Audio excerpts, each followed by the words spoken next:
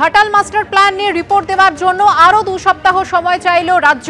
সময় দিলেন প্রধান বিচারপতি। কি জানালো আদালত, বিস্তারিত জানতে কথা বলে নেব আমাদের প্রতিনিধি সৌভিক মজুমদারের সঙ্গে। সৌভিক, দেখো, এর আগে কলকাতা হাইকোর্টের মাননীয় প্রধান বিচারপতির তরফ থেকে এই রিপোর্ট জমা দেওয়ার জন্য 6 সপ্তাহ বা 2.5 মাস সময় দেওয়া হয়েছিল এবং তোমাকে 1.5 মাস সময় দেওয়া হয়েছিল। এবং এই সময়ের পরেও আরো যেটা রাজ্যের তরফে আজকে বলা হয়েছে যে তারা আরো 2 সপ্তাহ সময় চান, অর্থাৎ মোট 2 মাস সময় তারা চান এই মামলার ক্ষেত্রে রিপোর্ট জমা দেওয়ার জন্য।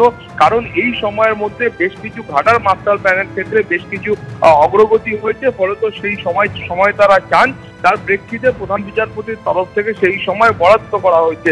তোমার মনে থাকবে যে মূলত মাননীয় প্রধান বিচারপতি এর আগে যেদিন কলকাতা হাইকোর্টে এই মামলার শুনানি হয় সেই সময় তিনি কিন্তু সরকারের তরফে যে রিপোর্ট পেশ করা হয়েছিল সেই রিপোর্টে অসন্তোষ ব্যক্ত করেছিলেন এবং তিনি বলেছিলেন যে আগামী বর্ষা আসার আগে অন্ততপক্ষে কিছু করা দরকার, কিছু শুরু করা দরকার। এবং যে রিপোর্ট সেই সময় সরকারের তরফে দেওয়া হয়েছিল সেই রিপোর্ট দেখেও তিনি কিন্তু সেই সময় অসন্তোষ ব্যক্ত করেছিলেন, যার প্রেক্ষিতে সরকারকে এখন মোট 2 মাস সময় দেওয়া হলো এই রিপোর্ট জমা দেওয়ার জন্য। ধন্যবাদ সৌভিক। সুষমা শিলা অতীশীর পরে চতুর্থ মহিলা মুখ্যমন্ত্রী পেল দিল্লি। রাজধানীর মসনদে প্রথমবারের বিজেপি বিধায়ক রেখা গুপ্ত। রামলীলা ময়দানে মুখ্যমন্ত্রী হিসেবে শপথ গ্রহণ রেখা গুপ্তর। শপথের আগে পুজো দিলেন হনুমান মন্দিরে। নয়াদিল্লির ছবি আপনারা দেখতে পাচ্ছেন।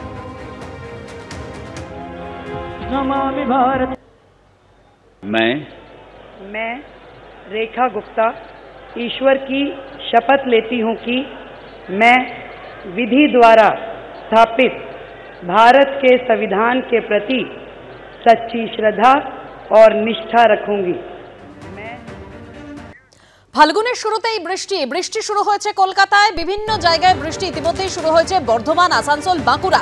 আমার দুই প্রতিনিধি এই মুহূর্তে সরাসরি রয়েছে, একদিকে ধর্মতলা থেকে পার্থপ্রতিম ঘোষ, অন্যদিকে হাওড়া থেকে রয়েছেন শিবাশিস মৌলিক। আমি প্রথমেই পার্থর কাছে যাব। পার্থ,